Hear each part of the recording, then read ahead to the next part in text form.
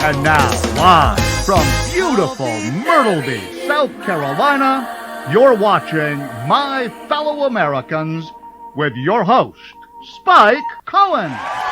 Thank you for joining the show. What a beautiful audience. Yes,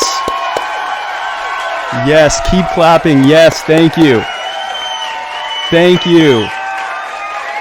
Clap if you believe. Clap if you believe. How would we know if you believe if you don't keep clapping? Welcome to My Fellow Americans. I am literally Spike Cohen. What a blessing it is to have you here with me on this very special episode, this Masters of Debate episode of My Fellow Americans. As always, My Fellow Americans is a Muddied Waters media production. Follow us on Facebook on the Muddied Waters of Freedom. Follow us on Twitter. Follow us on Instagram. Follow us on YouTube. I think we're on SoundCloud. I think we are on, what's the other one we're on? I think we're on iTunes. I don't know if we're on iTunes, but if we are, follow us there. Or you can follow us from any of those things on muddiedwatersoffreedom.com. You can see all previous episodes. You can, it's pretty much everything. You can do everything on there. Thank you, as always, to Le Bleu Pure Drinking Water for the water that I drink on this and every episode of My Fellow Americans. Thank you so much. The intro and outro music that I use on this and every episode so far of My Fellow Americans is from the wonderful, talented Mr. Joe Davi, Jodavi. Check him out on Facebook. He's on Bandcamp. Buy all of his music. It's like, I think he's got 10 songs. It'll cost you like $9. Best $9 you ever spent. Joe Davi, thank you for that. Shout out to Tehran Turks' momonym as always. Guys, this is, again, a very special episode of My Fellow Americans. This is the Masters of Debate. I'm thinking of actually starting a Masters of Debate series, but we're starting it off with a debate. It was going to be between 3 people, but it's now going to be between 2. And so I'm looking forward to starting that. It's 2 totally different types of libertarians that are going to debate the future of libertarianism. And so without further ado, I am going to now please welcome to the show. I'm going to try to get all this right because he has quite a few titles. He is he's a member of the Libertarian Socialist Caucus. He is also he is the founder of the Libertarian Povertarian Caucus, and he is, no, we're not mentioning that. Welcome to the show, Mike Shipley. And then also on the show is the guy who set up the page Libertarian Memes for Neoliberal Teens. Please welcome to the show, Sam Coppinger. Thank you, guys. And again, we were going to be joined by Joshua Smith, but Joshua has been struck down in the height of his prime by illness. And so we're going to do a short moment of silence for Joshua Smith.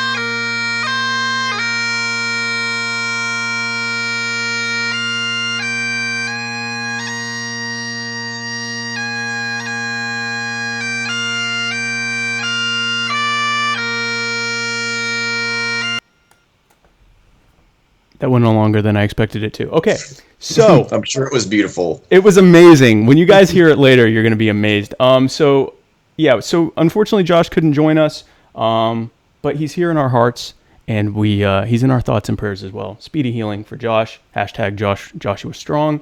And okay, so guys, originally this was going to be just to go over a couple of ground rules. This is a libertarian show, so there aren't a lot of rules, but basically don't violate the NAP. So no hitting, no threatening to kill each other, and pretty much that's it. Really, just don't assault each other. Hopefully you're far enough away from each other where that's even a possibility. And If, because again, this is related to the Libertarian Party, if anyone does get naked, I will not be sharing ad revenue with you. So just to let you know that. So basically, originally we were going to have a little bit more of a structured debate, but because Joshua's not here, I think we're going to have this more of a discussion. So I'm going to give each of you guys a few minutes just to talk about your ideological beliefs, and then we'll kind of go into a discussion from there. I'm going to be doing this in order of the and this is completely arbitrary, the alphabetical by first name. So I'm just going to start with Mike. Mike, if you want to just take a few minutes to talk about your brand of libertarianism and what that means to you. All right. Well, first of all, thank you for the fantastic introduction and that incredibly touching tribute to the flu-ridden disease bag named Joshua Smith. Oh, did I go there? All right. But that's not my ideology, although... Okay, good. So basically, in a nutshell, you've probably heard I'm, some kind of like a full-blown commie, and like at any moment I'm going to like drive a tank down your front yard and like, take your stuff and share it with everybody. Of course. And all of that is completely false.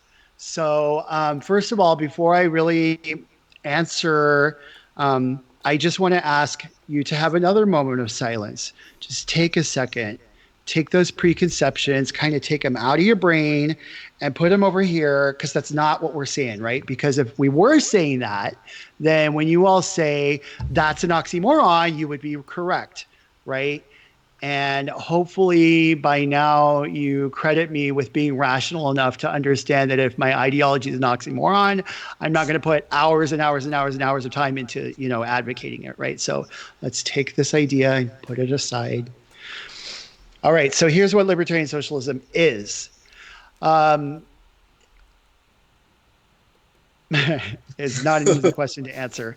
I'm going to start with the simplest idea possible, right? And this is shared by libertarians, I believe, across the board.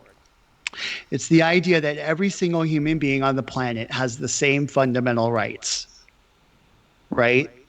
So libertarian socialism is the idea of maximizing the equal liberty, which doesn't just mean that I theoretically have liberty, but that I'm also maximized in my opportunity to exercise my liberty, right? So I have maximum personal autonomy to kind of blossom into my, my fabulous libertarian self, right? So it's basically a world set free, exactly, around the concept of equal liberty. And then it's imagining what kinds of structures would best sort of embody a society that was built around that idea. So almost everything you're familiar with from traditional libertarianism is basically that. The one kind of step beyond that is a little bit different about a libertarian socialist worldview is sort of how we organize our workplaces, right? So if you think about it, if you have a boss who decides how you spend your productive time each day, and your only choice is to either go to work in the morning or not and find another work to go to, if that's your only choice, but you're robbed of agency through all of the other 8 or 10 or 12 hours, however many you work, then that means that you are less economically free than you would be if you had agency over your productive time through the whole day, right? So I'll stop there. Okay. Yeah, because we have an hour plus to flesh all this stuff out. So, okay, perfect. So thank you for that. Sam, if you have a few minutes. I'm not timing you, and obviously. And tell us about your brand of libertarianism, what your ideology means to you. Well, contrary to what a lot of people in the Facebook group seem to think, I am not left or socialist or communist or an SJW or anything like that in any way. I actually came from the considerably far right a bit. Tribute to that past year, the Reagan shirt. We all see your Reagan shirt, yes. Mostly just to troll Mike, but yeah, like as far as I can remember, I've been what now I would describe a capitalist. When I was like 4, my brother and I would sell apples that grew in our front lawn to our neighbors. I started selling stuff on like eBay and Craigslist when I was like 12. Um, I considered myself a Republican as early as I knew about politics at all. I've never been a Democrat in my life. Uh, Toward the later half of my high school career, I realized that being an edgy contrarian conservative doesn't really accomplish anything, and that's probably not good to brand yourself on what you are not, and not just oppose anything that's popular. Uh, because at that time, of course, Obama was president, and so most of my peers, I live in the Seattle area, were all very liberal. So I had to be the contrarian and not be that. Right. But toward the later half of my high school career, I started delving kind of more into these libertarian beliefs. It frustrated me that Republicans supported such warmongering policy. I thought that was unnecessary and a waste of money and just didn't accomplish anything other than death of people overseas. Um, I got irritated at how they did not support gay rights at all. I never had any bigotry in that regard, really. More than the average American, anyway. I guess I've definitely grown a lot since then. But it just frustrated me how the Republican Party seemed to shut out anybody who wasn't a straight white man, and it just seemed like, at the time, to me, they were still the party of fiscal responsibility. So it seemed silly to me that, well, if you want to be fiscally responsible, you have to be anti-gay. So that they're just unnecessarily shutting people out of party. Those two things really started to eat away at me. So I started to consider myself more libertarian from that point on. And then in 2016, I supported Rand Paul first in the primaries. And then when he dropped out, I supported Kasich because I thought he was, a compassionate man. I still like Kasich, much to the chagrin of maybe many people online.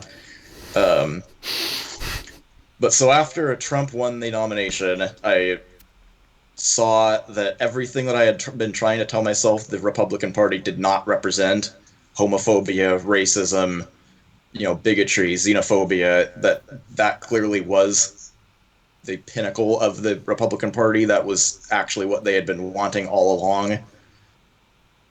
When Trump was nominated, I completely cut all ties from the Republican Party. I no longer consider myself Republican whatsoever. I started looking into things online from that point, started supporting Gary Johnson, went to a rally for Gary Johnson, met Gary Johnson, support him very strongly still. I wish he would have done a little bit better in that Senate race of his. Anyway, so that's kind of my past, just to dispel a lot of the rumors and misconceptions about myself that are very popular online based on what I usually post online. But so what I am today, I would say ideologically, I'm just a very mainstream right libertarian. It's more about how I brand myself that's kind of given me more notoriety, positive or negative, online. I believe that the Libertarian Party should be very strongly in favor. Obviously, Mike agrees with this as well. That's kind of why I wish Josh was here. But I think the Libertarian Party should focus on issues where more people's liberty is aggressed upon than just straight white men's. That seems to be where the focus has been for a very long time. That seems to be what the kind of Ron Paul conservative brand is. And I try to branch out from that. So even though I agree 95% or more with most libertarians on actual policy, a lot online don't like me because I specifically focus on those issues that we do not agree on, because I don't see the value in just, circle jerking about how smart we are and how dumb everybody else is and just going over things that we all already agree on. So I focus on the things that we do not agree on, which gives me a bad reputation. Of course, the pragmatist thing, I see good pursuit of liberty as not just the end goal of Mike is an anarchist. He wants more liberty than me in a sense. But the way that I see it is that you need to do what will actually maximize liberty in reality, not just as a utopian end goal. So you can want anarchy, but if you actually advocate for anarchy, you're probably not going to get it because people are going to be afraid of you. So I think that's why we need to pursue a pragmatic approach do things that will actually get us elected so that we could start moving the needle toward liberty and maybe one day get to the ideal society that all libertarians really want. Okay. Well, that sounds good. Thank you guys for starting off with that. We're going to start off. I have just a few questions, and again, I'm not.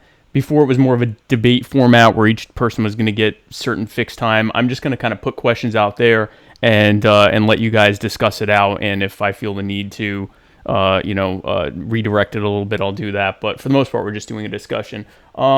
So let me see. So here's a big one, and I think because you're both active in the Libertarian Party.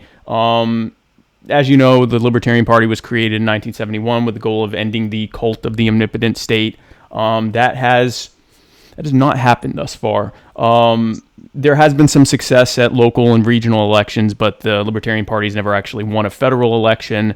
They're not really, even though they are considered the largest third party, that's really quite a far third place to the main two parties. What would you say? If you want to name just a couple things off, what would you guys say needs to be done differently or better in order for the Libertarian Party to achieve actual electoral goals? And do you even think that's important? Whoever wants to start that. Whoever wants to start that can go. All right, I'll start talking. So, and I'm just the reason I feel compelled to start talking is because my esteemed colleague Sam has thrown down a pragmatic gauntlet. So I want to kind of push back the idea that anarchists are living in a utopian dream vision and don't have an idea of how to get there. Because I think this is to answer your question, what the Libertarian Party can do. So the reality is we live in a world that's infested with statism. Right. Everywhere in society, you see the idea that the government is the solution to every problem, right? You have the welfare state, you have the medical industrial complex, you have the surveillance state, you have the police state, you have the drug war, you have every problem that they've got. They want to nickel and dime you with another tax to pay for whatever it is that they think is going to fix it, and the public is sold on this idea, right? And so the reality is that political systems really are a life or death matter. And it isn't just because the state is granted the power of life or death under this error in reasoning that they can fix everything, right? But also that the way we order our lives from day to day actually has everything to do with the quality of life that we experience. So here's where I'm going with this. I don't think libertarian candidates have done a good job of showing people why they should trust a world set free to solve the problems that are currently being solved by government. So, for example, actually, I'm not even going to give an example. I'm going to teach you about an anarchist idea called prefiguration. And this is where we have fallen completely short, because we have libertarian candidates getting up on stages and going, taxation is theft, right? And letting everyone imagine their fears into the space where the things funded by taxation goes. And the reality is, no one's going to risk their life to turn it, to trust, take a leap of faith into a space where they can't even see what's going to catch them, right? So prefiguration is the idea of building that new world in the shell of the world of the old, right? So instead of just standing there and preaching about, private charity, a prefigurative solution to the welfare state means actually building the community, the mutual aid networks that are going to meet those needs. And it's not even like we just have to theorize about them. There are really great examples, especially from the 19th century, before we had a giant welfare state in America, right, of just exactly these types of mutual aid networks being able to meet a variety of needs, including healthcare, food for people when they're in between economic crisis, those kinds of things. So I think that one of the best things we could do is, and maybe I think this has a lot to do with the idea that a lot of us even come from the Republican Party where is all the actually wondering what the heck happens to poor people, and actually just wanting to yank the safety net and not even caring if people die. People can actually smell that, right? So instead of being like that, we should actually be showing people what that looks like, participating in building up those solutions so that the ordinary person can understand that when I vote for a libertarian candidate, I'm not just getting, dismantling the things that I trust. I'm getting, I'm able to see something else that I can trust more. Okay. So, but that was more of a societal, and I'm going to give Sam a chance to talk about it too, but that was more of societal changes. No, that wasn't. That is directly linked to electoral success because human beings are not going to vote to abolish the structures that they currently rely upon. They could see something else they can rely on more. So then you're saying as part of Libertarian Party strategy is to set up these types of things. I'm saying that they are inseparable because political institutions are built out of social and cultural majorities. What manifests is what people believe in and what they're placing their trust in. So prefiguration is building that society within, and it's also allowing, because voters are there's only two things. Either the state can collapse and fall apart in a violent, bloody, sudden end. Right. And I'm not really excited about that, because if that happens before people are ready for anarchy, then all that's going to happen is, some, new despot is going to rise in their place. Right. So the other option is kind of like a controlled demolition of the state.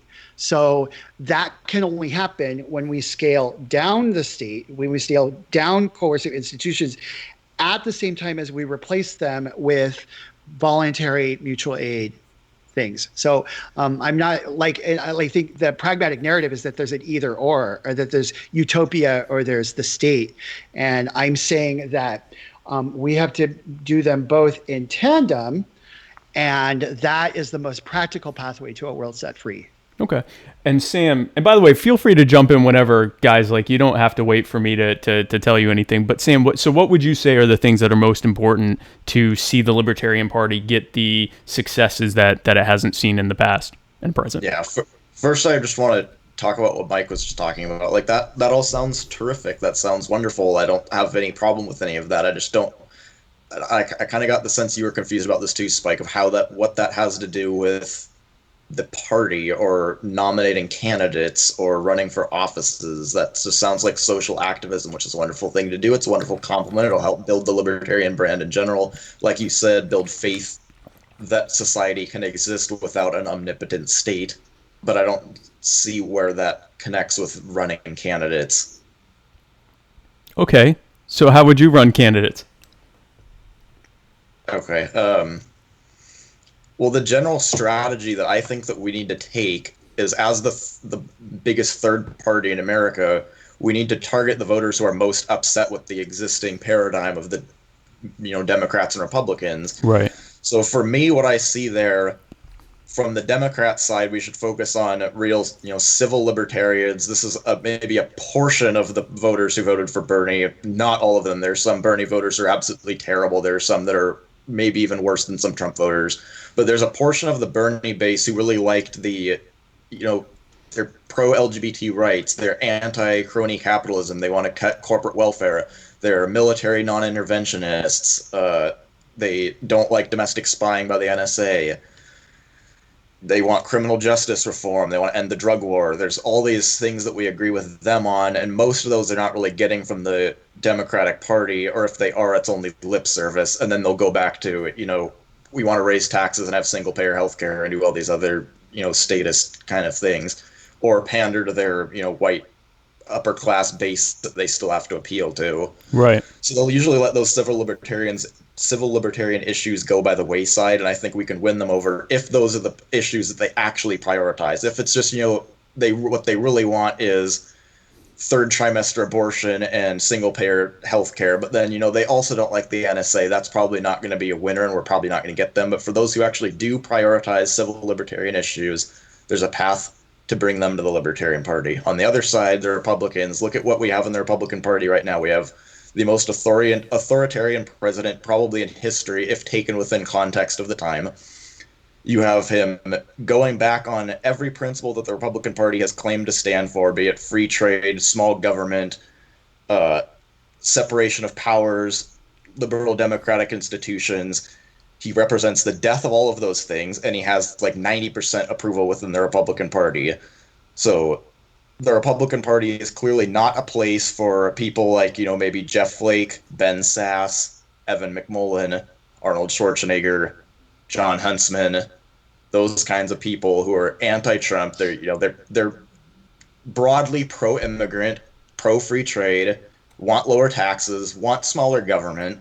They're not, of course, to the libertarian side yet, but they're unhappy with what they're seeing from the Republicans right now under Trump. And there's a lot of voters like that as well. You hear in the midterm elections, they talk about how Trump did badly in these suburban neighborhoods that have previously been Republican strongholds. They're unhappy with what they're seeing from this horrible tyrant of a president that we have right now. And they're looking for somewhere to go, and they're looking for somewhere that will stand for liberal democratic norms, free trade, pro-immigration, all those things that I just listed. So those are, I think, the two factions that we really try to bring in from either side to the Libertarian Party. And once we earn their vote, once we show that on the issues that they really care about and prioritize, we show that we're better than either the Democrats or Republicans on those issues. Once they vote for us once, they'll have to defend that vote to people so often. People say, oh, well, of course, every single libertarian heard it. By voting for this, you're voting for X guy that I don't like. You'll have to defend your vote so many times, and you'll start to realize how much, whichever party you came from, be it Democrats or Republicans, you'll start to realize how much they took your vote and your support for granted, and you'll start to resent that. That I certainly did. Like I said, I used to be a Republican. I'm now not. I see people saying, well, if you vote for a libertarian, then you're basically voting for the Democrat. I actually did vote for Democrats this time for the, to put a check on the Trump administration. But regardless, they always say that if you vote libertarian, then you're abandoning us, you're siding with the enemy. People realize they've been taken for granted and they're not even getting what they want anyway. They'll start to resent that and build an identity around it. I voted libertarian. I believe I did the right thing. I voted for my principles. I voted for what I wanted, not what the party told me to do. Screw you guys. I'm going to keep doing this. And they'll build a sense of identity around that. Once they do that, maybe they'll start to associate with other libertarians and adopt some more real libertarian principles, not just a few happenstance libertarian positions on a few issues. Okay. So I guess the next question would be, and this is for both of you guys, to what degree, because the Libertarian Party, and obviously there are many different types of libertarianism, the Libertarian Party is founded on a lot of principles that it was, in some ways, it's been argued kind of almost like a truce or an agreement to try to merge together two main camps at the time, which I guess were minarchists and various types of anarchists. Which means that the platform, the libertarian platform, is a fairly radical platform. To what degree do you, either of you, think, if at all, the Libertarian Party should, either in messaging or in policy, and you can differentiate on that, change its or I guess modify or moderate its radical platform to appeal to a greater group, or do you think it needs to do that at all? All right, I'll go first. Yeah, go, whichever, guys. Okay, so the party platform used to actually be a lot more radical prior to 2006. I actually wasn't in the party then, so I guess I kind of have the benefit of never having fallen in love with that platform. I became I'm sure I would have loved it had I been one then, right? Because when I look at some of those older platforms, they really do kind of embody how I think about things. Party used to be more to the center and less to the right as well. So a lot, like its left half was more like strong. But anyway, I'm digressing from the fact that I came in the party in 2008 when it was the new, like, more moderate platform. And like, I'm able to there are ways that the platform could be made more less, I'll put it this way, like less wishy-washy. And I think it could really benefit from And I don't know whether this needs to necessarily be in the platform, but like I want to come back to that idea. And I really reject the idea that that is just social activism and we shouldn't talk about that. Our political lives and the way that we manifest a world set free, that is the solution. So if we're not talking about what actually is going to take the place of state sanctioned solutions, then we're completely failing to portray the vision. We're just telling you what we want to take away, but we're not telling you what we want to replace it with, right? But we're talking about the platform, right? Right. And I want to touch back on something I heard. So I heard in Sam's entire answer, all I actually heard him say is that we're going to say libertarian stuff that appeals to Democrats and Republicans that aren't getting what they want. Okay. So to me, that just means lifting up the platform, not backing down from the idea that these ideas are supposedly scary. There are aspects of them that involve some risk, are asking people to place the trust in something they can't see, which are the processes that don't exist, right? Because the state has monopolized them, like healthcare, like mutual aid. These are sectors, entire sectors that have been grabbed by the state and dominated and monopolized so that we can't see what's going to be there unless we build it, or at least articulate what it looks like in such clarity that they could actually see it in their imagination and want it for themselves. And so all of those things were taken out of the platform. The platform each plank used to have like 4 pieces that had, and I wasn't around, so I'm just paraphrasing, but like problem, solution, transition, like they took some time in the platform to actually demonstrate what that might look like. And the pragmatic argument is that we were tying the hands of our candidates. We were forcing them to defend things that were scaring the voter, and we had to take that out. And I think the effect of that is that we have left candidates in the field who, bless their hearts, are grassroots people just like us, and portraying a vision of something that isn't there isn't easy.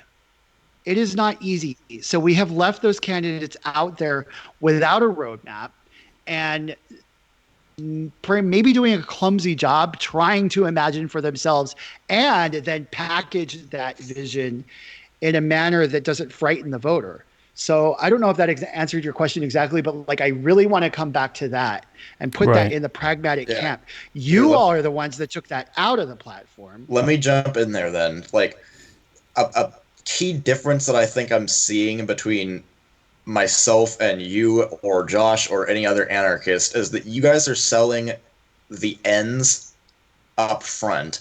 You're selling our utopian vision, which, to a very large extent, I agree with you that it's the end goal, but you guys are selling an end goal. I'm selling the very first step to get there. That's what I think that our candidates should really be doing, is keep our platform the way it is. There are very few changes that I want to make to the platform because I think the platform represents what our end vision really is, where we want to one day ideally end up.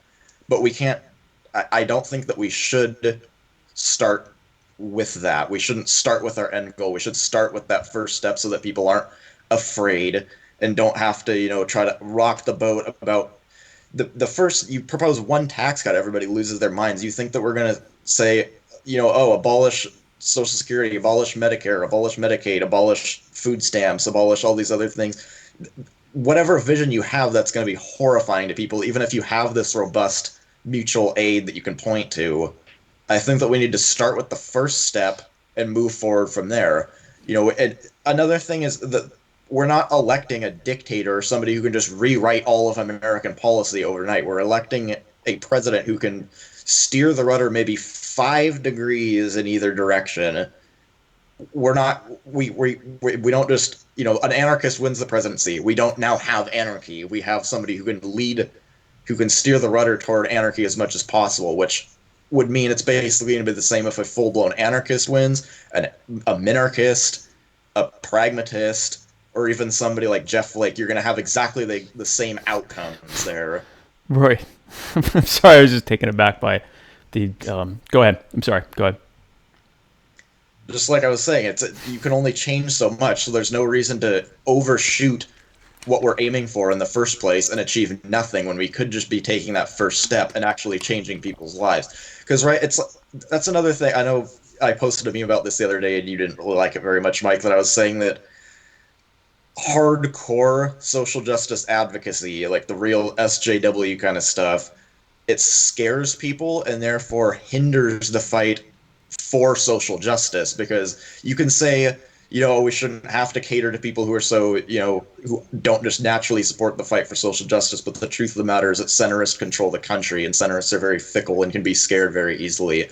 So when we're really talking about people's lives online, we're talking about whether or not kids are going to be separated at the border, then we need to, focus on ways that we can reduce that in reality, not just in theory. And we can't value catharsis over progress, over measurable, real progress. We can't just say, well, this is what we want, and these are our principles, and look how principled we are, and look how smart we are, and look how wonderful our system would be if we could get there. We have to actually get there, and every step that we take is people's lives being saved.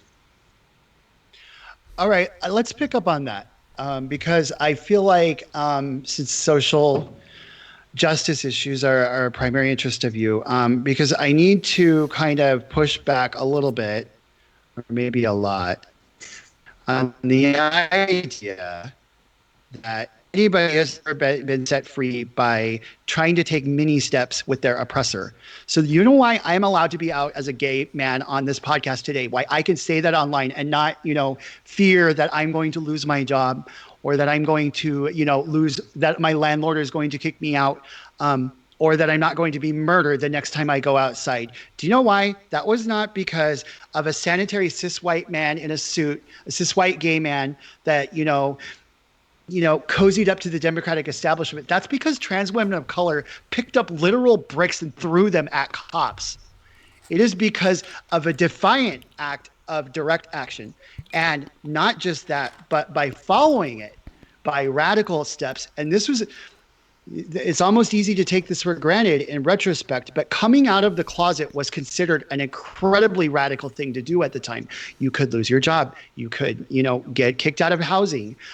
You would, your family would disown you, and, you'd be the target of a hate crime. I mean, like, so many awful things that even I, as like someone who's like it plugged into these things, have a hard time naming them off the top of my head. That is how driven into the darkness. Like people, ending their own lives early, like at super high rates, even more than now, right? All of this because of the existence of a closet.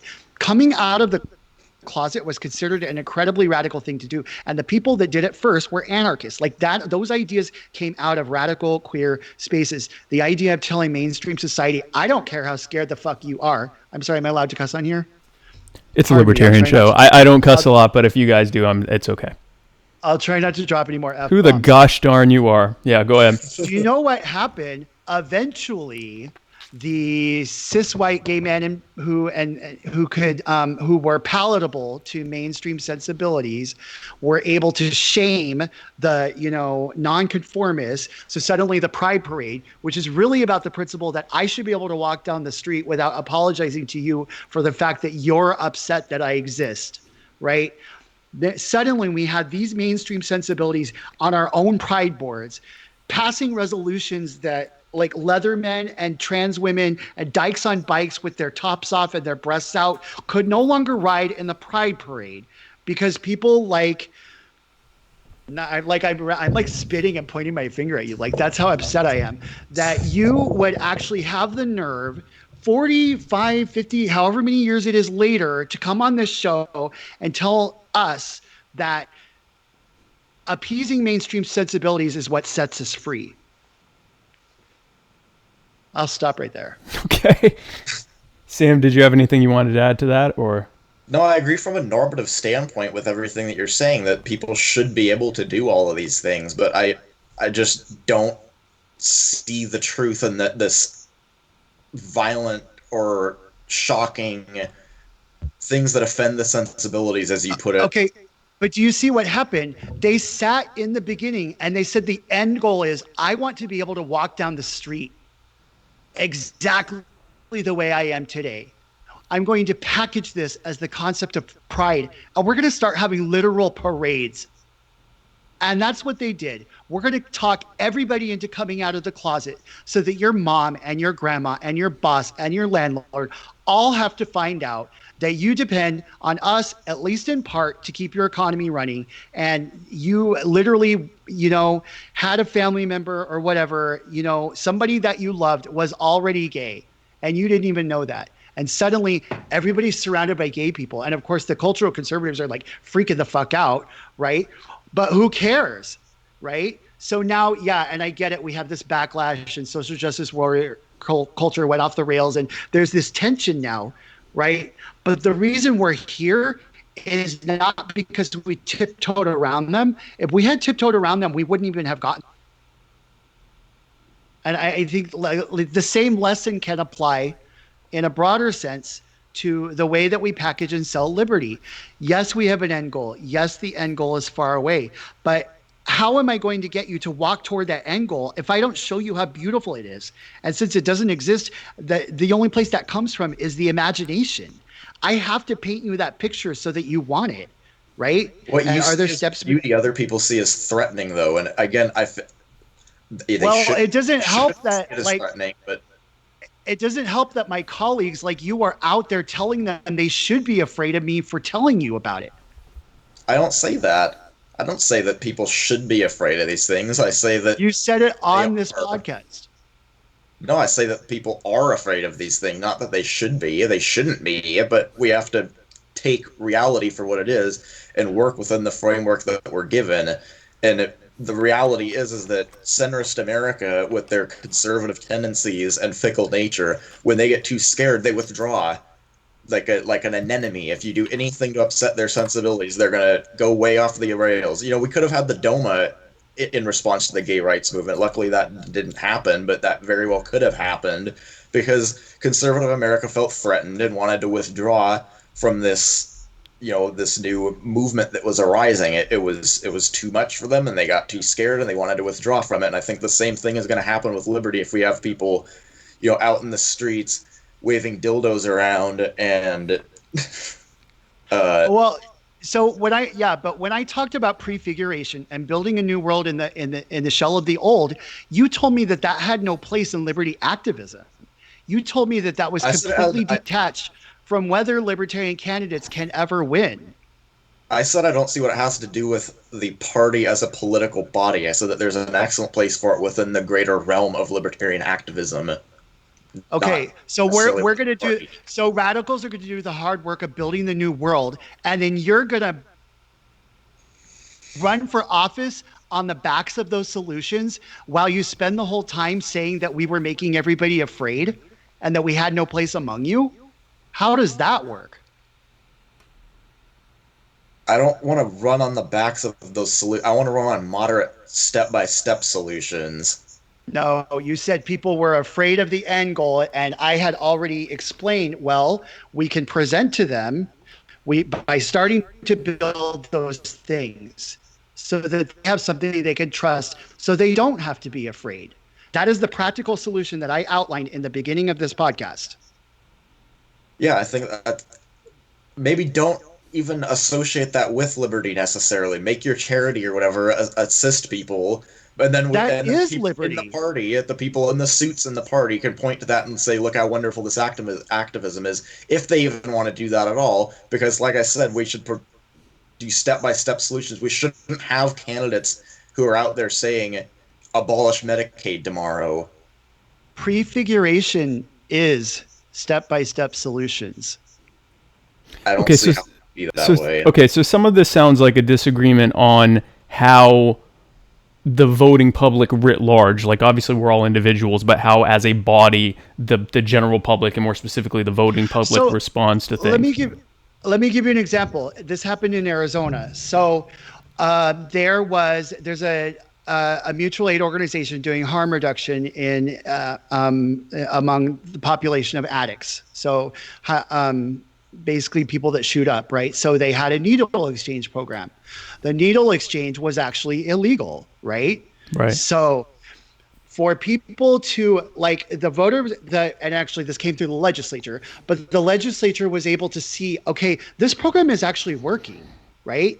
And like, don't get me started on the way mainstream politicians take advantage. In fact, this is kind of the same narrative. If a pragmatic libertarian were to suddenly be like, look, there's these needle exchanges. Now we can abolish this law, and you should vote for me because I can abolish it because I'm the light bringer. And really, it was these radical people out there breaking the law by exchanging needles with human beings, addicts, victims of the drug war. Sorry, I'm rambling, but do you see what I point? The point was that had to happen, like that transition from this needs to be illegal to protect people from dirty needles to, gee, that's not actually working, and actually giving them clean needles is helping, right?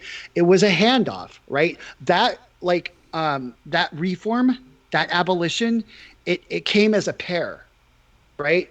And that's what I'm saying, is that when we match those things up, we have a more practical, like we're doing an actual transition, like we're actually taking responsibility, personal responsibility for what the solution looks like, and not just telling you, oh, there is one and let's abolish this law. And, even pragmatism, even like an increment comes off like that if you don't have the solution. Okay, so here's a question I have, and I'll ask Sam first. It's kind of the same question, but reconfigured for each of you. Sam, is it possible that these two things are kind of necessary? That there needs to be the more radical side that is implementing things even if people don't like it, and then the more pragmatic side that is, for lack of a better word, packaging that for maybe the more quote unquote polite society. Do you think that that's a necessary thing, or do you think it's better to just have the pragmatic end of that happening? Did I lose Sam? Oh no, I think I lost Sam. Sam? Oh no. Yeah, darn. and it's on Skype, so we actually lost Sam. All right, well then Can't I just will add him. No, because let me try. So while I'm asking, so I'll ask you that, and then I'll try to see if I can get Sam back on. So Mike, let me switch it over to where it's on you. Is it possible that how did I rephrase it? Okay, so is it possible that it may be necessary to have both aspects of that you have both radicals that are doing quote unquote the work or doing the stuff even in the face of maybe public opinion or the people in power, and also have pragmatists that are trying to package that as something saleable quote unquote to the general public? Or do you think that the pragmatic end isn't necessary? No, I am saying that they are both necessary, and also that if we are demonstrating what those solutions look like, then we don't have to be so sort of, wishy-washy about what we present to the public. Okay. So, yeah, I mean, because the public talked about it as controlled demo, right? So you're not going to go up there and be like, oh, I vote, there's not going to be like a strike everything and you just abolish all of it, like in one, like that's just not going to happen. Right. And if it did, these. Okay. We got Sam back. Is back. Yay. Sam's back. Okay, good. All right. Go ahead. Let's hear Sam's answer. We stopped for some reason. Okay. So Sam, hopefully we aren't losing you again, which I think might be happening. Are you still there? Am I back? Now you're back, I think. Oh no. I am. Okay, so my question, I had asked Mike, I had actually asked you, but I lost you. So is it possible, and Mike had just kind of answered it, is it possible that we need both the pragmatic and radical things happening? Is it possible that we need both the people that are out there doing these things, even in the face of public opinion, to kind of maybe push the Overton window towards what they're doing, and also have the pragmatic end of people that are kind of, I guess, packaging it in a more saleable package for the general public that may be put off by that? Or do you think that the radical end's not necessary and we just need the pragmatism? Within the party, I think we should just have the pragmatism. Within the activism in general, I could definitely see an argument for having the radicals. You kind of chase people down on one side and then catch them on the other, have the radicals pushing people here, and then have the prags ready to grab them, something like that. But within the party, I think running candidates who appear unprofessional in the eyes of how the general public conceives professionalism probably isn't a good idea and probably hurts the reputation of the party overall and therefore hurts our ability to further liberty. Okay. So then here's a question I have, and it I really don't even have to rephrase it because it's for both of you. And we've touched on this a little bit, but let's say, okay, great. We have through whichever strategies we're using, and we lost Sam again. Nope, he's there. Through whatever strategies we're using, you're getting people in the party. They're not necessarily philosophical conservatives. They're not, or libertarians. They're not people that are, able to give, their ideological belief. They're drawn to the party because either they've seen what someone has done and that it might work, or they're just disgusted by their other options, whether it's Republican or Democrat. So they come in, they may have some libertarian ideas, but they're still statists. They still are, married to the concept of the state. And so now you have them in, and let's say they do a little more research and they're reading about the party and they see what the party and what libertarianism really wants, whether it's libertarian socialism, libertarian capitalism, whatever. They're all sort of, in many ways, at least while the state still exists, pushing for largely the same thing. And now they come to you and say, okay, I hear that your end goal is, for example, ending Social Security, or ending state entitlements, not necessarily helping people, but ending these things, ending Obamacare, and I get my health insurance through Obamacare, ending if there's maybe more conservative leaning libertarian, ending military common defense and things like that. What is your response to that? And I'll start with Sam, and then we can go to Mike, and you guys can talk it out. Am I still connected? My internet's really rocky. Yeah, you're still on. You're still on. All right.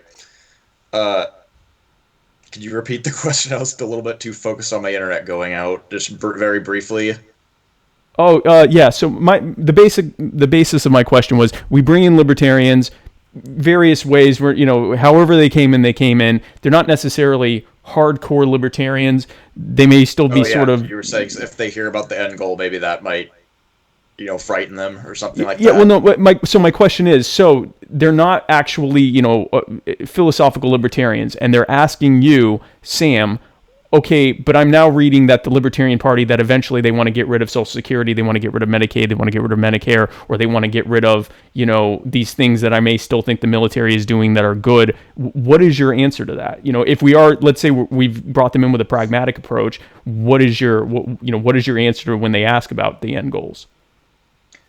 Yeah, so first of all, our candidates, if confronted with our end goals, which again, I still maintain people think will be, scary, is they say, well, we're not going from here to there immediately. I would never imagine going from here to there without a process to ease the transition so that people don't lose critical services that they rely on, or, lose funds that they need to live or something like that.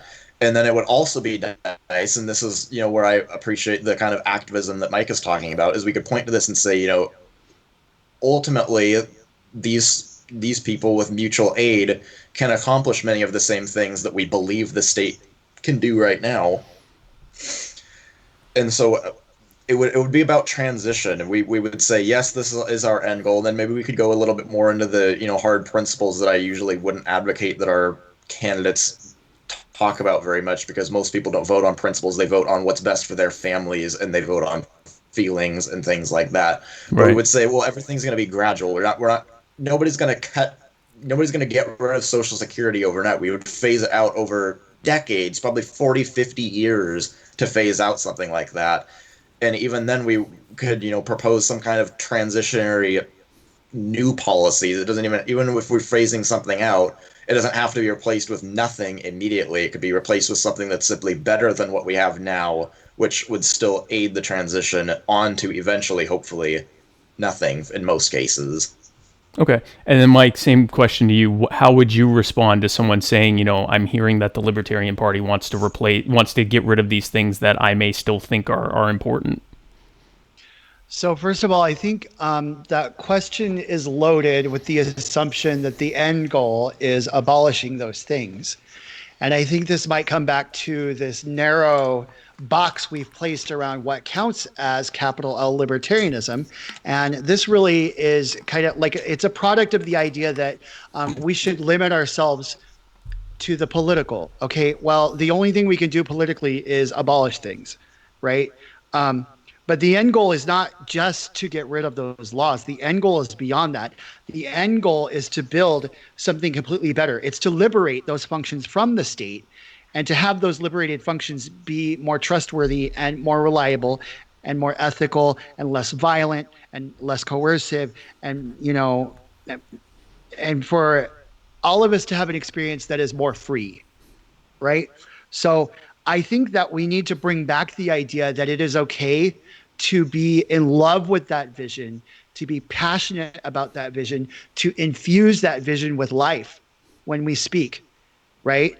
And then when the opposition says, okay, wow, you have literally blown away my vision of a totally violent, bloody world that is filled with prisons and death and, cops showing up to protect you by murdering the person with the darkest skin in sight, right?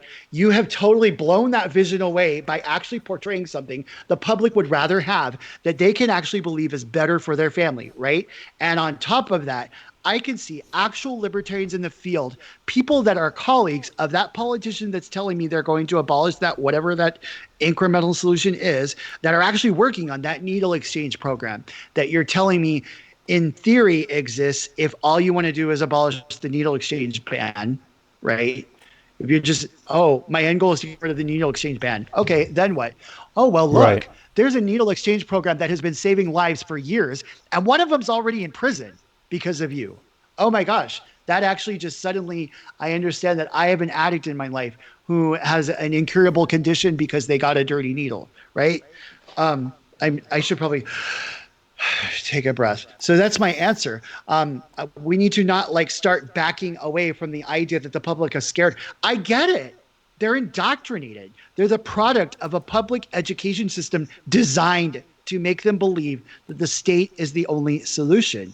And if you think that you could compete with that, with decades of indoctrination, by pandering to the fears within the indoctrination, then you've already lost. You're already letting the state shape the boundaries of that conversation. And so I'm saying presenting the final vision and then not being afraid to, let the space between here and there be uncertain, because ultimately we're not trying to central plan that. And there's really no easy way out of that reality. I can't promise you exactly what the end goal looks like, but I can promise you it looks better than this. And hopefully, if we're persuasive enough and joyous enough, and we can present it with enough, enthusiasm instead of, fear and doubt and, you're right, we should be scared. Let's just go a little, you know what I mean? I'm just going to stop talking. You get my point, right? I hope that answered the question. I would say I get your point. Sam, do you have anything you want to respond with? Yeah, I think another key difference is that you and most other libertarians seem to want to make people libertarian, then earn their vote. I want to do exactly the opposite. I want to earn the votes of non-libertarians to push for libertarian policy. I don't want to, sell people on some principled vision. I don't think that's realistic for most people. Most people don't sit around and think about theory and principles and their values and everything. Okay, how do you think we got infested with bordertarians and bigots? Because people are afraid. How do you think that happened? Because people are afraid, and No, it happened by chasing Republican voters instead of trying to convert them. Well, why were Republican voters feeling that way in the first place? Go read Lou Rockwell's article entitled "For a New Paleo-Libertarianism," or whatever it's called, out of Liberty Magazine in January of 1990, and you will see exactly. Republicans were feeling that way because left libertarians were winning the culture war. Queer people were actually getting set free, and they were terrified. So paleo-libertarians pandered to that fear. That is how that happened. No, certainly. I'm sure that I hope that you know that I'm no fan of Lew Rockwell or the paleo-libertarian strategy. It's my primary enemy. It's what most of my activism online is against. Okay, but it was also a manifestation of the pragmatic narrative. It's appealing to the worst evils of people, though. It's not appealing to them on libertarian grounds or a more Exactly. inclusive vision. That's the But point. like the things that I want to appeal to people on are where they actually are libertarian leaning. Like I said, that LGBT rights, ending the drug war, free trade, lower taxes, things like that that are within the libertarian sphere, as opposed to trying to appeal to people on issues where they are not libertarian in what's supposedly a libertarian way. Or, you know, I made a chart of like the overlap of why there's so much conversion from supposedly libertarian to alt-right. It's because, oh, the alt-right, they want to abolish, or they want to abolish the Civil Rights Act or something like that. Libertarians say, well, oh, we could work with them because they want to do that. We want to do it because of, freedom of association or whatever. Well, they just want to do it because they don't want brown people to be able to be served anywhere. But libertarians, during the paleo strategy, falsely saw them as allies in that regard, where they supported policies that in a certain framing could be considered libertarian, but certainly was not inspired by libertarian motivations in the people they were going for. Whereas the kind of issues that I'm going for are inspired by a libertarian worldview, even if the people holding them right now would never identify as libertarian. So here's, and this kind of goes to another question. So I think both of you are realizing to some extent there are going to be people joining if the Libertarian Party is to become a successful party, in the next election cycle or the next couple of election cycles, as opposed to 20, 30 years from now after, multiple social changes. That's going to necessarily mean that there are going to be people in it that aren't libertarian. And I'm not saying, Nazis necessarily. I'm just saying there are going to be people in it that aren't fully libertarian. They're voting libertarian because whatever their hobby horse issues that made them not vote Republican or Democrat led them to the Libertarian Party. What is your, I guess, I brought up Medicare and Medicaid and Social Security, but I could have just as easily brought up, border control or the military action or whatever, when people are coming to you. And so I guess, and so this kind of speaks to more of a philosophical question. Most of us, it's not hard to convince someone that they should be free, right? So most people in both Democrat and Republican parties, they're constantly talking about freedom, and people want to be free to do what they want to do.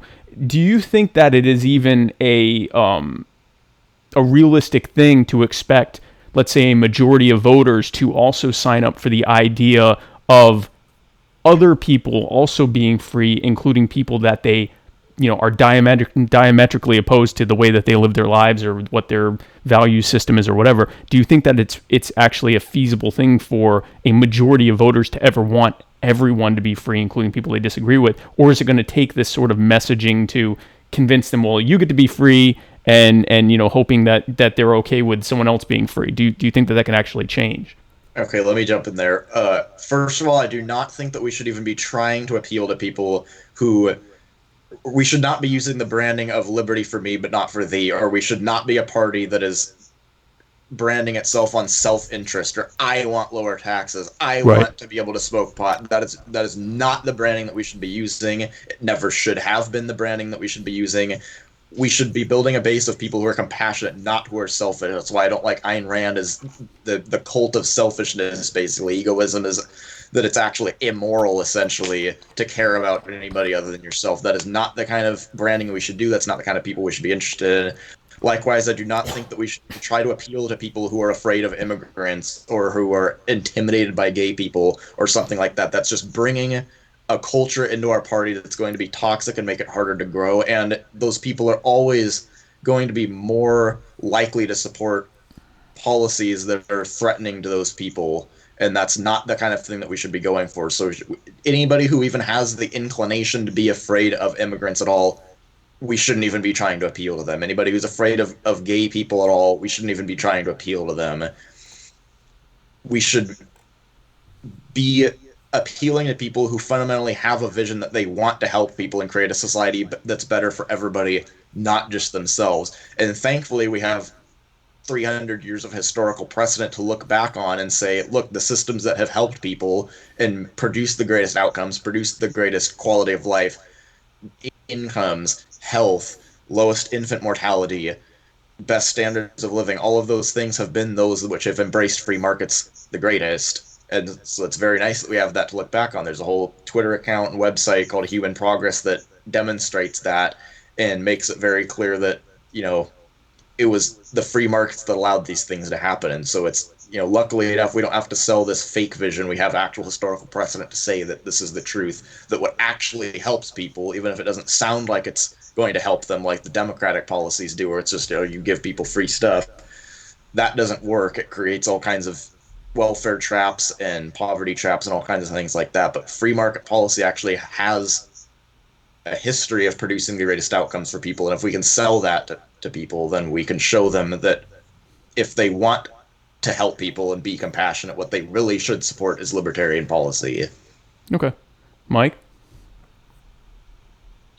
Okay, so the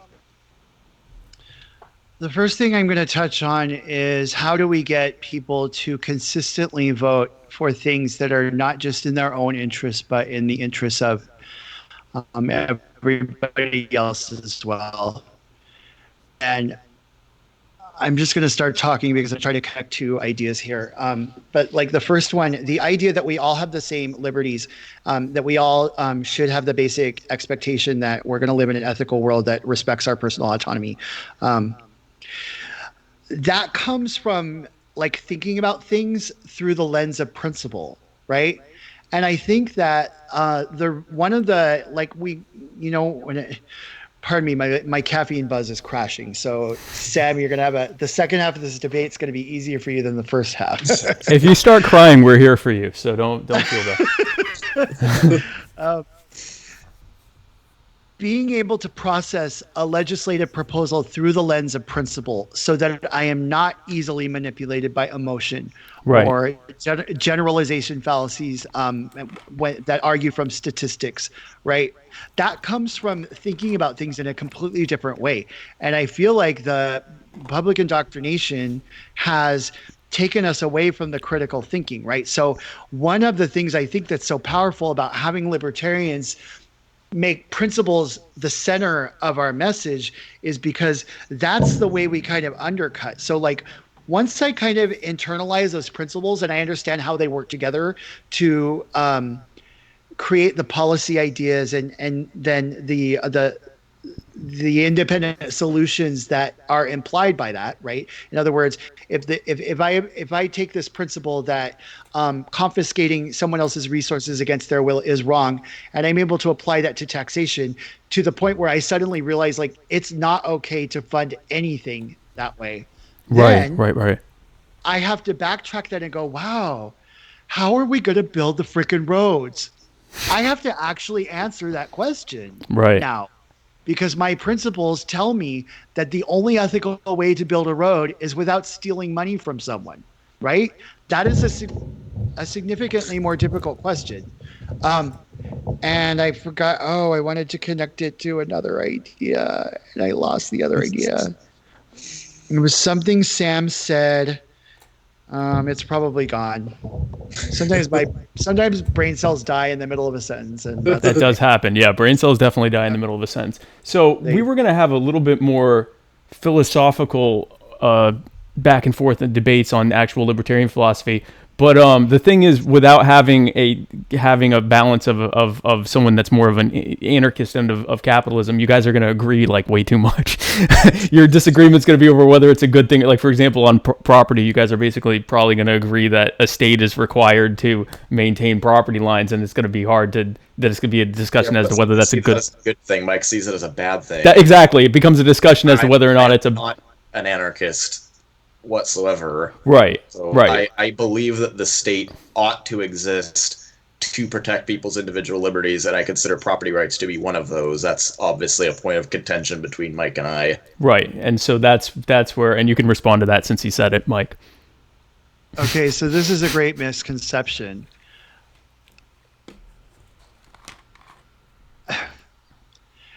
It's hard to make a blanket statement here because within the libertarian left, there are different ways of languaging property.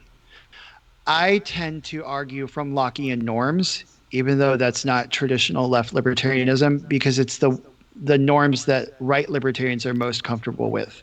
So I'm going to avoid completely walking into that trap.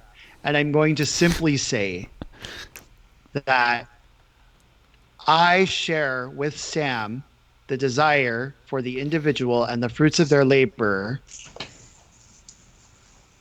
to remain the autonomous control of that individual. Where we differ is that Sam believes state intervention can help that happen. Right. And I believe that state intervention is making that worse. It is distorting and creating injustices. So I want to liberate property from the state so that it can be protected because it is so important. Right. And you and I would agree on that. Me being a ANCAP / voluntarist, where our disagreement would come is pretty much the stickiness of the nature of property more than anything. Especially land, yes. Right, especially land. Right, exactly. So rather than get into that debate, we will. I have. I know I lost my. So what I think I'm going to do now is we had some questions in the Fakertarians discussion group. A few of them are. I'll go ahead and ask them, but let me start with the with some that are actually good question. So here's one, and this is more just sort. So the last time that we stop. I remember my other brain cell came alive. Go ahead. Yeah, go ahead. This is just probably random, but we can recapture.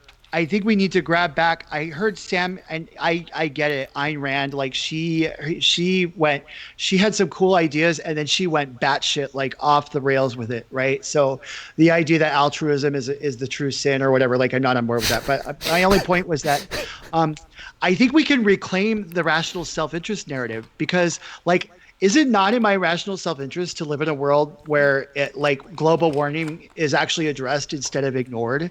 Right? Like, isn't it in my rational self-interest to live in a community that actually cares for each other instead of letting each other starve and freeze on the street? That's actually something that benefits me, right? Because I can be more person who actually wants to. If you're, it's kind of a weird thing because if you're somebody who's interested in the success and health and all that of other people, then it's in self-interest to pursue that because it's something that you want. But if you're someone who proudly a bigot, which there are definitely people who are, it's literally my job to review hate speech online, and there are many people who would proudly love to see Muslims die, gay people be hanged, all these kinds of things. So in that case, no, it's not in their self-interest to do what's right for the community. It's in their self-interest to, hate others and make sure that other people live a terrible life. So yeah, so I'm not saying to put self-interest back at the center of every narrative to the exclusion of every other. I'm simply saying in the subset of people, because honestly, the Randians are not going away in the Libertarian Party. So to some extent, we have to be able to speak their language. So my only point with that is just that it's possible to reclaim that if you just connect it to that broader, like, I can't ultimately live to my own self-actualized potential if the community I'm in is not structured in a way that every individual, including me, can flourish. That's all.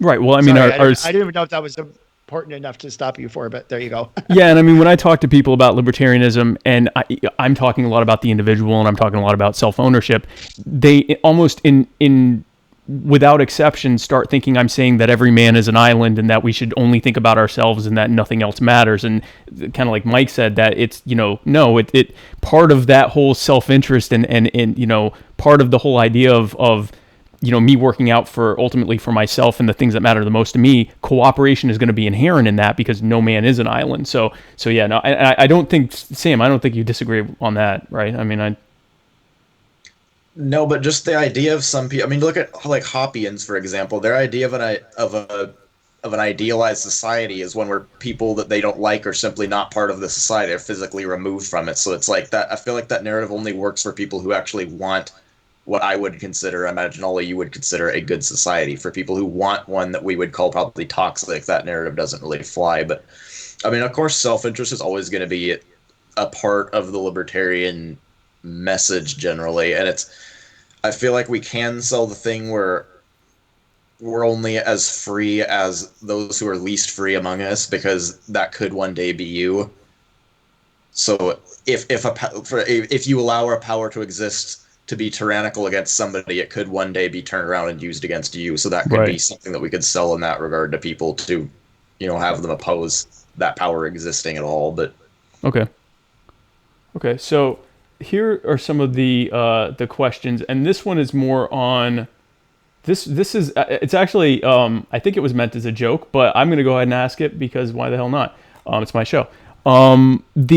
So as we know, in the last at least 2 election cycles, the Libertarian Party has run Gary Johnson, and I think before that was Bob Barr. Right? Was that was in 08? Was Bob Barr? Yeah. So the Libertarian Party seems to have kind of, at least in the last few election cycles, as their bannerman, as the person that goes up as their presidential candidate, moderate / maybe libertarian leaning Republicans who have either quit the party or have quit politics and then come back in.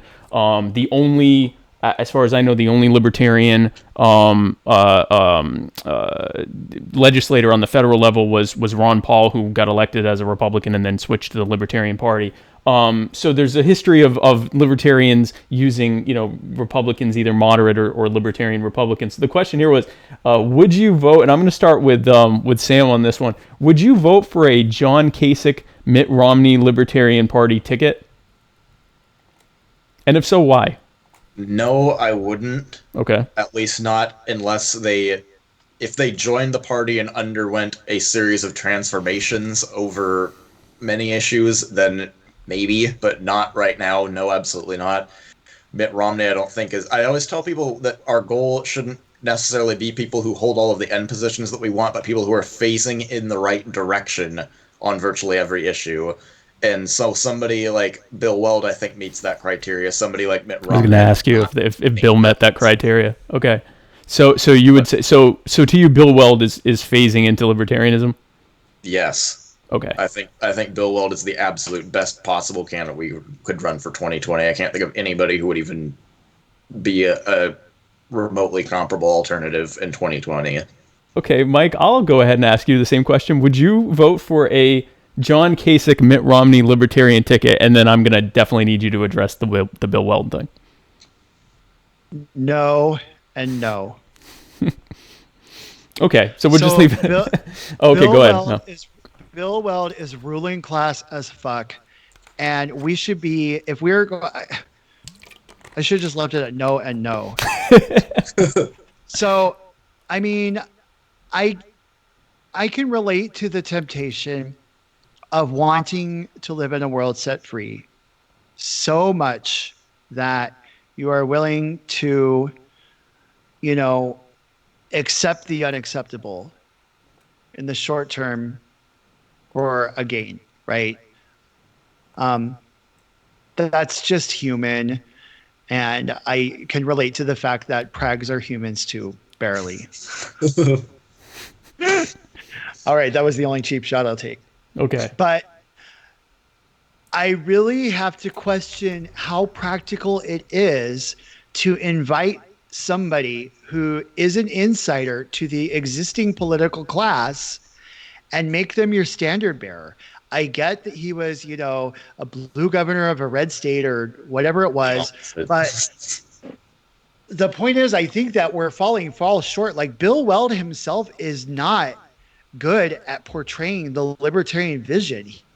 And that's perfectly fine because, like I said, we shouldn't even be. Did I lose you? Am I still here? No, you're here. You're both here. I'm still here. We shouldn't even be focused on the end vision because Somebody who's working 2 or 3 jobs and trying to put food on their kid's table, they don't have the time to sit around in their smoking room with their fingers on their chin, thinking about principles and where we really, want to end up one day. It's like they're thinking about how they're going to get food for their family. That's the kind of things that we should be really focused on, not these lofty end goals. A bartender from the Bronx just got elected to Congress. I think America is ready for working class politicians. And shame on the Libertarian Party if we don't meet that need. She's not waving dildos around. Well, maybe she should have. And she also isn't running for president. She's running for representative, and that's not the point. So so Sam's made a couple of dildo references, and people who weren't in New Orleans won't know unless they are so wonky that they actually watched footage. Like me, yeah. Right. Well, just so everyone knows, the dildos were actually performance art. They were making fun of the Radical Caucus because the Radical Caucus was using lightsabers as signaling devices. So the red lightsaber meant yes, and the green lightsaber meant no. And we saw this, and this was in 2016 in Orlando. And we were like, well, that's groupthink as fuck.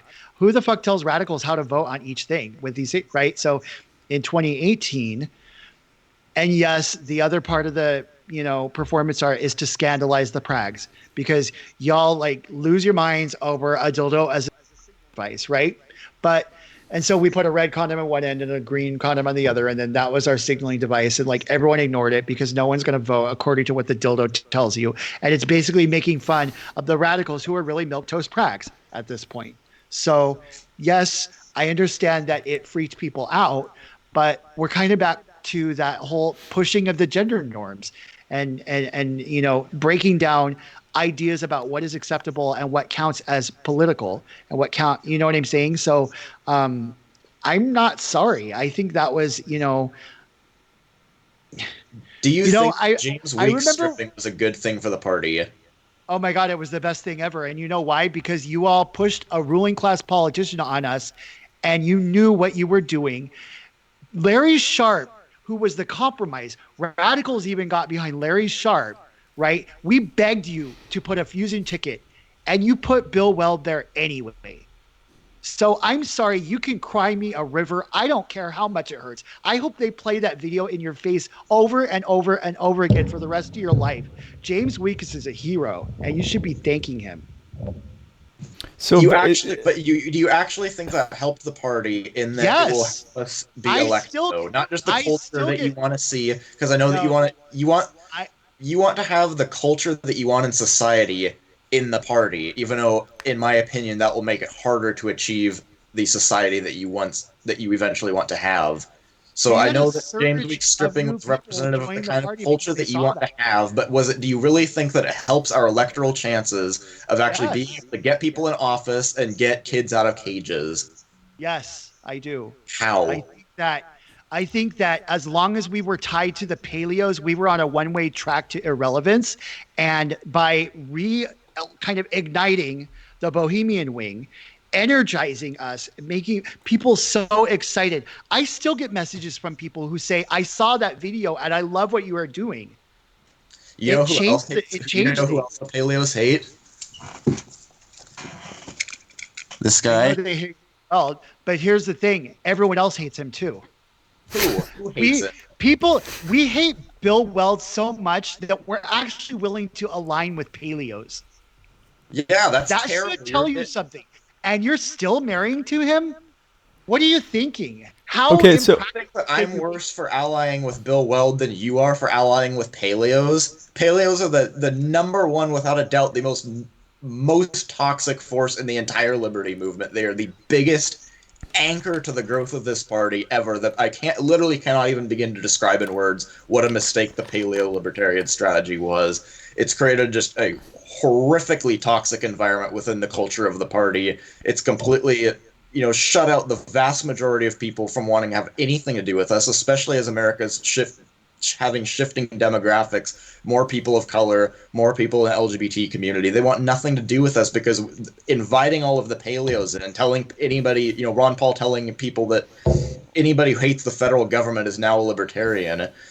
they brought in all these toxic, homophobic, racist, sexist, misogynist people who created an environment where if I was a woman, I would never even consider going to a libertarian convention. You're gonna get your butt grabbed. You're gonna get catcalled. Oh crap! Just we've created a toxic culture within the party with the Paleos, but you're willing to work with them over Bill Weld, even though Bill Weld would drive them out like that. I don't think Mike can hear you. No. I hear. Sorry. You. No, I think. Yeah. We're back up. Go ahead. These things are dying, so I tried to plug my thing in, and then they disconnected. So, but I should be okay. I should have 20 minutes or so left. Yeah, we're good. We're good. So I didn't hear everything that Sam said, but I think it was approximately that we should all worship Bill Weld because he's the light bringer. And no, well, it was I think he said it was mainly railing against the paleo libertarian. Yeah, he spent most of the time going against parties ever. Oh, yeah. Okay, I did hear that. I did hear that part. So how the paleo libertarian strategy created such a toxic culture within the party that we've really put ourselves in a terrible position for the shifting demographics of America with more people of color, more LGBT people, everything like that. But the overall Prague narrative is sort of like they're able to Trojan horse that. And we see that as recently as Brandon Finney in New Hampshire. How is recently a Prague? Well, that is my question. I don't know. Why are Prags all up in the comments section trying to tell me that the Nazi insignia he was wearing wasn't what it was? What Prague has told you that? Anybody that I would not associate anybody who says that with at least not my brand whatsoever. I don't think Brandon Finney is good for the party. That insignia, greatly concerned me. I've had arguments with him in the past. I think he's very much emblematic of the paleo group within the Libertarian Party, not the Prags. Well, I mean, I'm not going to name individual names and throw individual people under the bus. And, I only named Brandon because he's literally a sitting legislator, or at least he will be for very short January. Yeah. Short. Yeah. Till January. Right. So, he's fair game, but go up in those comments and you'll see people that you would not expect to be defending that. And the intersection they're defending is because he's a sitting politician and should be beyond reproach. I don't think that's the case at all. I think we should all hold be our thanking politicians him. to the highest We have standards. so few libertarian politicians, and this and this and that, and how dare a grassroots person, and who do you think you are? That's the kind of attacks that I get all the time too. Whenever I criticize, anybody in the party, anybody who's look, they've done so much work for the party. What have you done? Everybody is considered beyond criticism. Who's done any? When's the last time you knocked on doors? Well, it's like I don't need to do that. It's like telling somebody that they're bad at something doesn't necessarily mean that you're better at it or that you've done anything. It's just I'm capable of identifying where I think people are hurting the party, and it. Yeah. Okay, so feeding back into that whole question. So, Sam, you said that your ideal candidate was that. So, if you could pick anyone to be the next Libertarian presidential candidate in 2020, it would be Bill Weld. Am I correct? Yes, and that does not mean that Bill Weld represents my end vision of where I want the country to be. He's not the most libertarian candidate. His platform is not my ideal. But yes, as the candidate to run for office in 2020 for the presidential ticket, I cannot think of literally anybody who would be a better choice than Bill Weld. And that's not even necessarily such a fantastically glowing praise of Weld. It's just that we don't have a lot of options. Okay. So, Mike, if you had to pick one person, if you're even comfortable doing that, who would you say is your ideal candidate for president? All right. So she's going to kill me for saying her name live on the air, but I think Angela Keaton would make a great fusion candidate. She comes from the right libertarian path, libertarian present. She has the perfect anti-war cred to unite anarchists all across the bottom. And she has, she's edgy, but she also carries herself in a professional manner. And she knows how to speak. She does not back down. And she understands why a libertarian should never support a career politician over an actual libertarian. So that's your way of saying she has no elected experience whatsoever.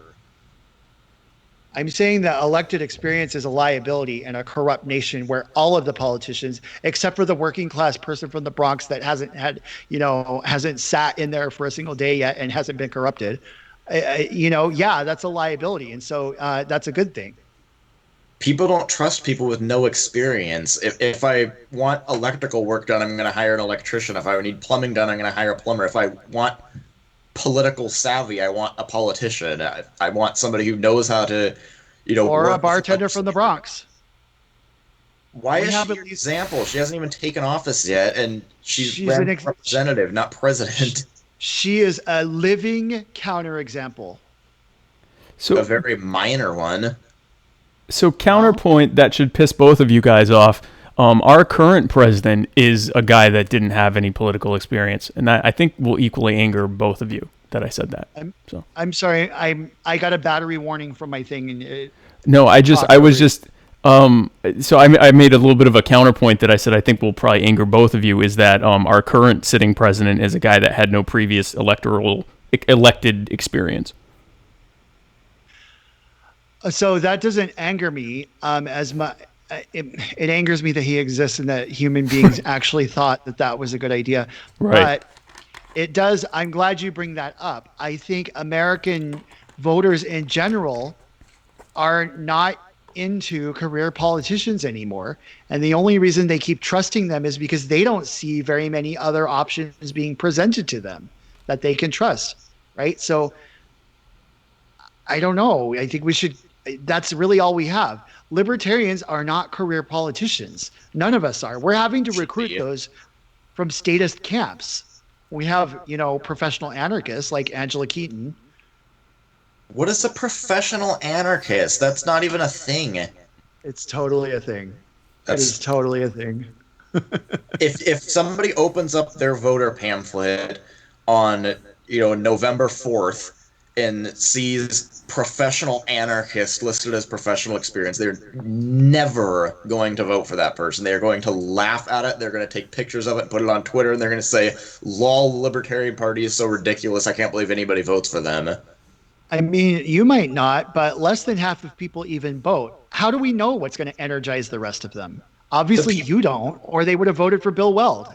And I know that Josh is here in spirit too, because I know he feels that exact same way, that everybody who doesn't vote is just, sitting on their hands, just looking at the sky, looking for the dream candidate to come and sweep them off of their feet and inspire them to go to the polls. That's not the people who don't vote. That's not why they're not voting. They don't vote because they're at work on election day. They don't care. They don't see how politics affects them. They don't think their vote counts for anything. It's not because they've yet to be inspired by a candidate. That's not why people aren't voting.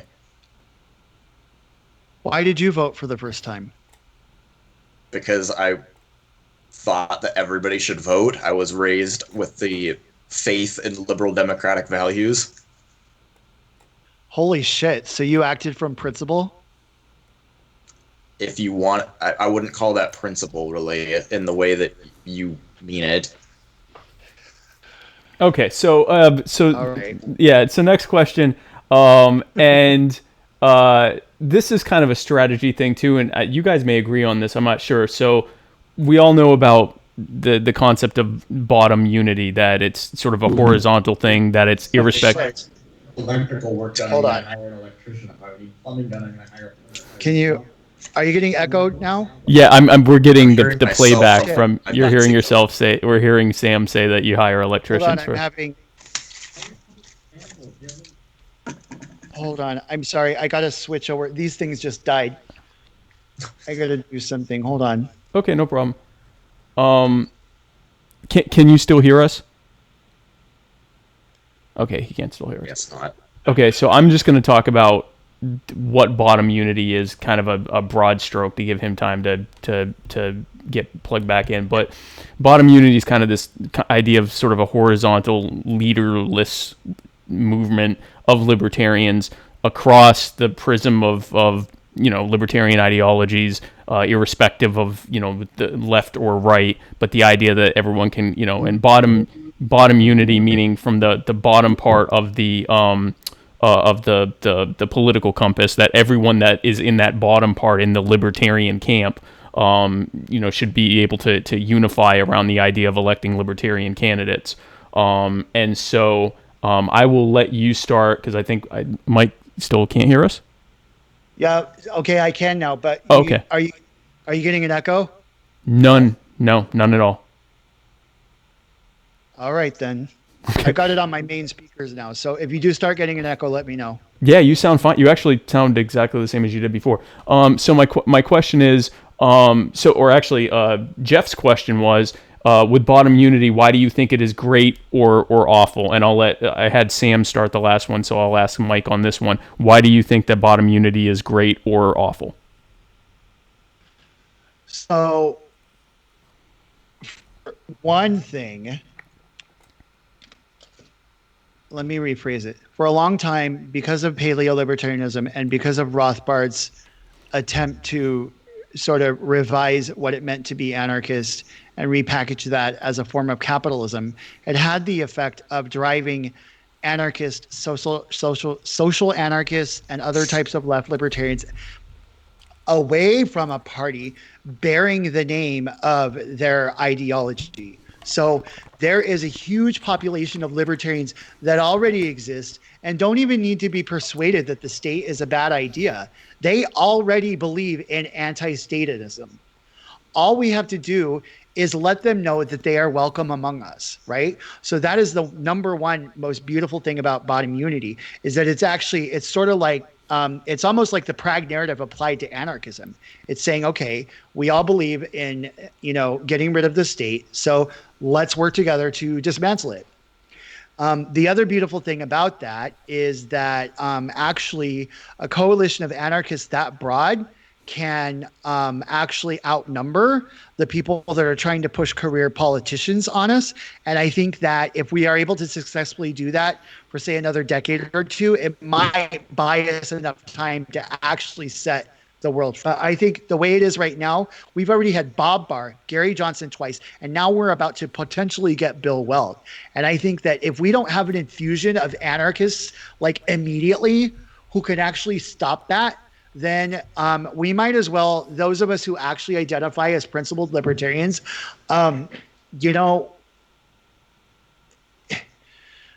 don't want to say we might as well leave, because I still believe in the party, and as long as I still keep seeing progress toward a more principled party, then I'm going to keep believing in it and I'm going to keep working towards it.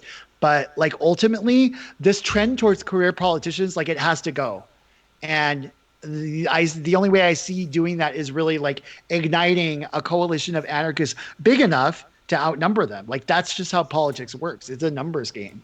Let me just ask you something. 2020, would you rather have President Trump, second term, President Kamala Harris, or President Bill Weld? Among those options, which would you like to have? I mean, does it freak you out that I'm Googling Kamala Harris? California senator. Yeah, she's a senator from California. From what I know, she's just a platform Democrat. Is she a corporate Democrat or a progressive Democrat? I think she likes to brand herself as the latter, but I would probably edge more toward the former. I'm not going to fall into the trap of answering your question. If that was on my ballot, I would vote for none of the above, because I do not perceive Bill Weld as... If one was going to happen, I'm not even asking about voting, one of them is going to happen, it's not going to be somebody else, it's going to be one of those three, which would you like it to be? Even if you vote for none of them, you could ultimately have a preference which one you would like to see win. I did not vote for Trump or Hillary, I voted for Gary Johnson, but I still wanted Hillary to win if it was going to be one of those two. So with that in mind, between those three, who would you like to see win, even if you would not vote for any of them? I'm Googling Kamala Harris just to be like a contrarian. And if I Do you, like it what doesn't I'm have to be. Do you know who Kirsten Gillibrand is, or Amy Klobuchar, or Cory Booker, any of those? No, I could never. No, I'm not going to say a Democrat, but I'm not going to say Bill Weld either. Like, I'm not going to give you that satisfaction. So what? That leaves Trump. Then you want Trump? No, no matter who it is, I will apply the same critique to them that I would critique that I would apply to any ruling class politician. Do you think it would be good for the country if Bill Weld, rather than a Kamala Harris or a Cory Booker or an Amy Klobuchar or a Kirsten Gillibrand or a Donald Trump Donald won? Trump, You right? think it would be good for the country if Bill Weld were to win an election over those? Would it be Do you good know for where? Would it be good for the Here's where country? we're at right now. We are at a place where Hillary Clinton would have been better. Yes, we are.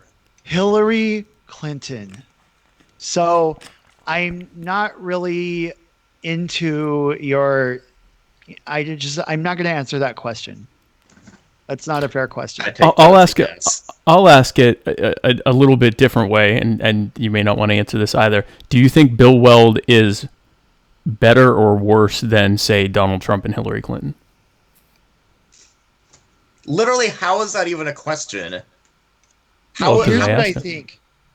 I think that if the Libertarian Party is full of principled people who stand on principle and who hold our politicians accountable to principle, then we don't have to worry so much about who our politicians are because they won't have the cover to advance statist ideas in our name. But what I see happening is in the name of winning, people are creating that cover for politicians like Bill Weld. And that's what's so worrisome. We're bringing in large numbers of people who do not speak or act from a place of principle. And then we're letting those be the people that manufacture the majority so that we could say, look, Bill Weld was better. And we're on a slippery slope and we're like near, like we're really like down near the bottom. And like, I want off the slippery slope. I don't want to just like scramble up a little bit and start sliding again. And I think that's what's going to happen if we fall into this trap of looking to career politicians as our saviors. Would you rather Bill Weld win the presidency under the Libertarian ticket, or would we run an anarchist that gets 1.4% of the vote? An anarchist that gets 1.4% of the vote and actually connects with people. Say it means Trump winning re-election. You can either have Trump win re-election Bill and we run Weld an is not anarchist going to that win. gets 1.4% Bill Weld is vote. so boring. He is so boring. I can't even. This is like the news that Bill Weld is going to run.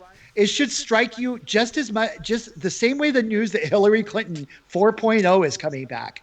It should Yeah, you in should 2020, react yeah. to that like with the same like ridicule and humiliation and just pure like laughter. That should make you laugh so hard. Okay, here you're gonna love Let's this. stop.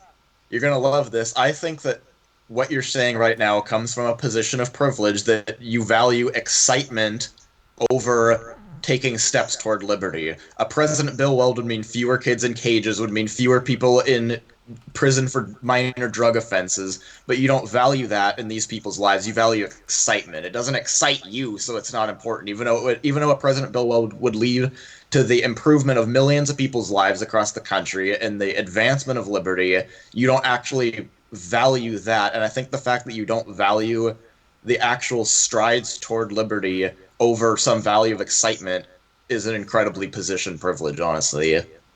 Okay, Sam, you told us all on this podcast that it didn't matter who was president because they wouldn't be able to even move the needle 5%. I did not say it doesn't matter who it is. I said as long as they're facing in the right direction on every issue, it doesn't matter who it is. So it doesn't really matter if it's, an anarchist or a minarchist or a Bill Weld or a Jeff Flake. Within that spectrum, it doesn't matter. It does matter if it's a Bill Weld or a Donald Trump, because Trump is facing in the wrong direction on probably every single issue that you could think of from a libertarian standpoint. So are you telling me that Bill Weld and an anarchist are looking in the same direction? Yes. Okay, then why can't we run an anarchist? Because they can't win. You can either run an anarchist and get 1% of the vote, or you can run Bill Weld and, he's probably not. Oh, we lost Sam. Oh, it was We just lost getting Sam good. right as he said that Bill Weld wasn't going to win. Here, let me see if that same thing works again where I put him back in. Okay, so, and while I'm doing this, Joshua Smith has spoken to us from his sickbed in the comments. He put up the ticket of. I still have Mike, please. Oh no, I don't have Mike. So as I'm calling these guys back. Oh no, I need to join the call now, because I've been. So Joshua Smith put up Patrick for his. Do I have you both of you guys or just Mike? I have Mike. You froze up for a minute. Okay. I can hear you again now. All right. I have Mike, and do not have Sam. Let me get Sam. And add him. So yeah, we got. We'll see. I don't think we have Sam. Or we do have Sam. Yeah, Skype got wonky on us. So hold on one second, guys. Sorry. That's you there. And then Sam. Yeah, we don't have Sam. All right. So yeah. So and I'll get your thoughts on this. Joshua Smith put up a ticket for 2020 of Patrick Byrne, I think his name is Byrne, the founder of Overstock.com, and Larry Sharp for 2020. So I don't know much about Patrick Byrne's politics. I don't know if you do. What are your thoughts on that? I'm not going to comment on Mr. Byrne. I'm just not super familiar. And I'm not going to talk a ton of shit about Larry Sharp, but I will say that I'm skeptical that he can really unite the radical bottom, just based on the way that he acted around Arvin Vohra and the comments that Arvin made. Okay, and I'm not sure what happened here, but I'm not getting your feed anymore. I'm getting you. I can hear you on Skype, but no one else can hear you, and I'm not sure why that is. So, and we don't have Sam. So I think Skype is not cooperating with us anymore. So I only had one other question, which is whether or not anyone thinks pineapple is an acceptable pizza topping. I will get both of your thoughts on that, and then I was going to wrap up. So I think I'm just going to go ahead and wrap up. Mike, if you can just stay on for 1 second, I'm just going to wrap things up. So, guys, thank you again for joining us tonight at My Fellow Americans. We will try to reschedule to have Joshua on here as well, so we can have somewhat of a more complete philosophical debate than we were able to have today. But thank you again for joining us. Join us tomorrow. My co-host, Matt Wright, will be on the Writer's Block, his show. He'll be interviewing Nick Tumbalidis of U.S. Term Limits. And then join us again on Tuesday for the Muddied Waters of Freedom. And we will be discussing the news that has happened that week. So thank you guys again for tuning in, and God bless you.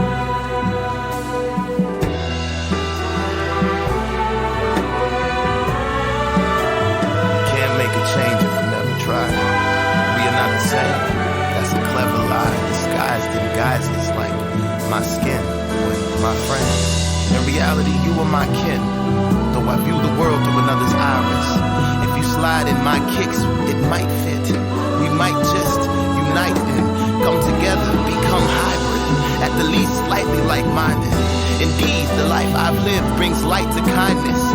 All you need is a sign. Put a cease to the crimes. Put an ease to the minds like mine. Sometimes darkness is all I find. You know what they say about an eye for an eye in a time when the blind lead the blind. Who am I to deny I would cry when a loved one dies? I recognize that body outside, but the holes in the body that was alive. Now confined to a chalk outline. Find out how, but you never know why. It ain't even make it to the news at 9. It ain't even make it to the news at 9. That's my sister, mother, father, brother, son. That's one of mine. All these years I close my eyes, open up to only find I'm in line. There's a pointless murder happening all the time. Either lose your life or mine, caught up in them versus I. That ain't how it started, nah.